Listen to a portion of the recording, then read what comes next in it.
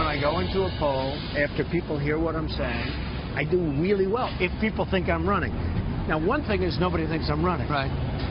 You think I'm running, right? Actually, I thought you were running last time, and I do believe that there's some announcements coming. My gut tells me there's an announcement coming in May and June that you're in. Okay, let's see what happens. Mitt Romney, he blew it. He choked. Something happened to him. That's an election that should have been won. You think you could have won it? I would have won it. And frankly, I'm disappointed because I would have done it and I would have won it. So that was our first a month before. Yeah, celebrity stroll, walking the streets. That was 18 months ago. 17 months ago, that's when he came down the escalator. You were an oracle. You called it. Yesterday, I was talking to one of our friends who works here who's way smarter than me, maybe smarter than you, and he's like, oh, I bet Brian Kilmeade. And I was like, who do you think understands America better, you or Brian Kilmeade? Right? And it turns out you did. Right. There you go. In a way, because this guy said this thing's been over for months. Yes. Really? How do you know that? I said every one of these states is within the margin of error. The pollsters are admitting to you they're not positive. Why can't it go in one direction? You turned out to be right, and really the only one. I mean, there are people in my neighborhood in Northwest D.C. who have no idea Donald Trump has got elected president. They're going to freak out when they wake Tucker, up. how did it happen? It happened because we didn't understand the country we preside over. And by we, not just the political class in D.C., but anybody with authority or money in the United States who just didn't understand the country and, by the way, didn't care to. That's the thing. People just had their preconceptions about the forces driving this election, about Trump's flaws and Hillary's strengths, and they just kind of went with that. And they never met anybody who disagreed. I mean, when you knew something bizarre was happening, was at 5:30 yesterday when the first round of exit polls came out, and it showed that Trump was outperforming Mitt Romney and John McCain among African-American and Hispanic voters. And you're like, well, wait a second. The one thing we know if we watch television is Trump is a terrible racist and he's going to start a pogrom against Hispanics.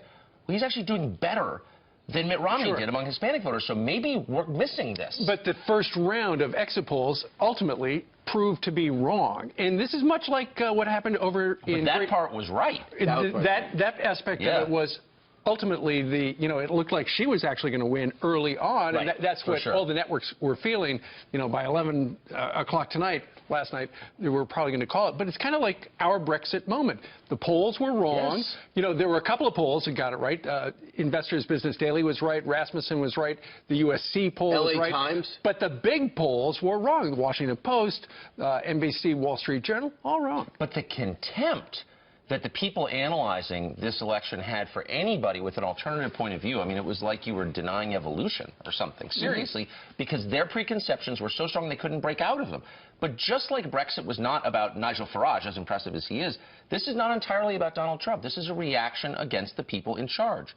And look, if you're not in the elite media, if you're not on Wall Street, if you're not in the political class, look at the people who run the country. They sneer at you. They have contempt for you. There's nothing about you that they like.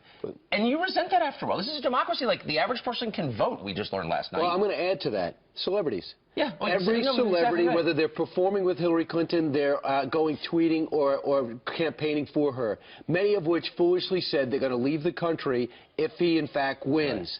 Celebrities, instead of being, you might like their album, but you kind of resent the fact that they're in your face telling you what to do, and that's what America did. They went back and said, you're a good actor, you can sing well, I like your music, but I'm not going to take your political advice. Yeah. I mean, there were a lot of people who were like, you know what, Lena Dunham's for this? I'm not. I'm actually not for this. They're all leaving the country, too, Tucker. Well, there's some upside to this. Let me just say, no, look, here's the point. We might finally lose share. This is a massive but I do think this is something that the Trump voters should think about.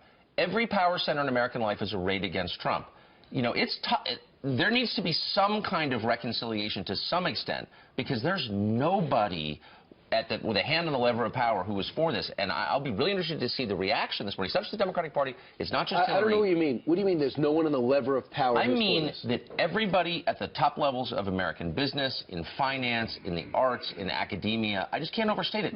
They're horrified by this. Does it remind you of what happened with Ronald Reagan? I was too young, really, when he was around, but I had to do some research for a speech I gave, and I remember reading about him working for GE before he said he was going to run for president. He would go into the rust states and he would stand on a box and talk to all these union workers, and they all thought, who's this Hollywood elite coming here? There's no doubt. Then he stood on the box and he was wearing jeans and a cowboy hat, and they all fell in love with him because he was just a man of the people. I was at the last Reagan rally, actually, that cycle. It was at Del Mar Racetrack in 1980.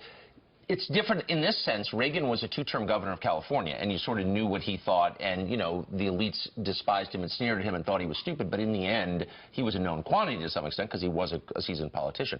Donald Trump is the only person in American history not to, you know, lead an army or serve in office before getting elected, and so it does put him in a separate category, and the fear of the unknown is part of this. I mean, part of it is just snobbery and stupidity, and I think that 95% of political analysts should quit and go sell insurance. I think most pollsters should, you know, be in the aluminum siding business, but I do think at the core of it, there is a legitimate worry about, well, what does come next? And I think Trump can fix that. Tucker, if the control room could put up the map that shows the counties in America that went for Trump. Right. From sea to shining sea, it is a sea of red. That's right. And Trump is red and Hillary is blue. There's just, it's like a heat map. It represents the anger all across the United States with Washington. Jessica Tarlov said, and the way things are going. She said it is crazy red. Pretty much a total inversion of what that map would have looked like 50 years ago. I mean, the Democratic Party was historically the party of the cities and the farms, right? And now, of course, it's the party of really the suburbs and the coasts. And to some extent, the urban cores.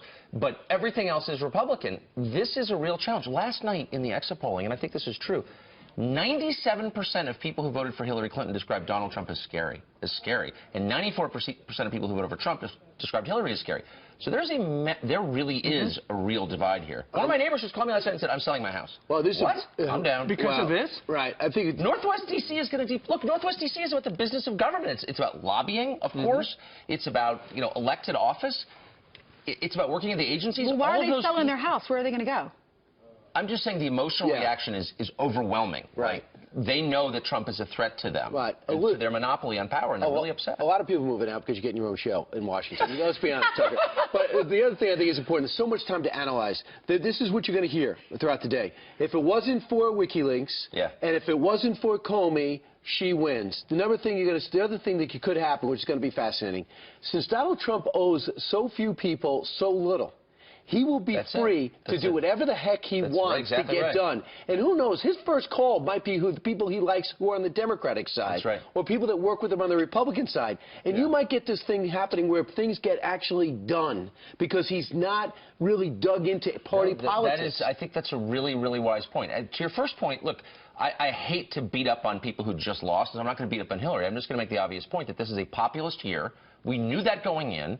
And they nominated an elitist candidate. Doesn't mean she's an evil candidate, but she's certainly not a populist.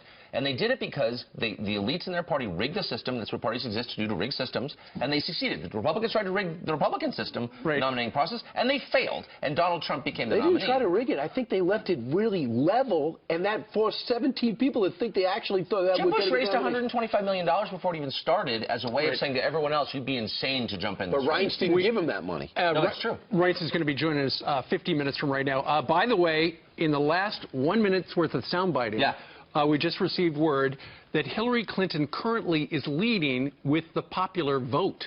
As you can see, she is slightly ahead. It's pretty much 47.6 to 47.6, but obviously in the Electoral College, she is at 218, he is at 274. Ultimately, if she wins the popular vote, you know, many on the left are going to say, look, she actually won. Well, Just take a look at that. Everything is the opposite of what you expected. You expected Hillary to win. You expected Trump to contest the outcome and say it's not legitimate. But actually, it's very likely, certainly possible. She didn't go out last night and address her supporters. Is that bad? She didn't. Well, it's sad because clearly she couldn't face it, right? But it's also bad because you need symbolically, it's a ritual, and you need to go through closure. I lost. Look at me. I lost. The country needs that, and I hope she will do that. Tucker, I couldn't help but think about her staff, though, because you don't ever want anyone to lose their job. What are they all going to do now? Is it easy for them all to get another job in Washington? You know, that's a great question. I mean, again, the business of Washington is influencing the tax code primarily, but basically influencing the working of government for the benefit of people, and we get rich doing it. And will that continue to the degree it has? Probably not. Lobbyists are weeping this morning. I'm not joking. But by the way, Ainsley, keep in mind, as President Obama told us 8 years ago, elections have consequences. Yeah. So there you go. Have to look at the This rest one has big consequences. The consequence for you being on this couch is you have wound up, as Brian mentioned earlier, with a brand new show. It's going to start Monday night. It's called Tucker Carlson Tonight. What will we talk about? It's like, we'll be in D.C. I'll be the only person left in the city. Yeah, because you've always been at a loss for words, right? All right. Tucker, thank you very much. Congratulations, Tucker. Thank you, as always, Ainsley. Love you. You can tell he was up late. He's prying open the coffee right now. We're still on TV. Sorry, excuse me. It's also pretty clear that he likes Ainsley better than both of us. I do. Well, I do. Like America does. Unbelievable. Make yourself at home, Tucker. All right.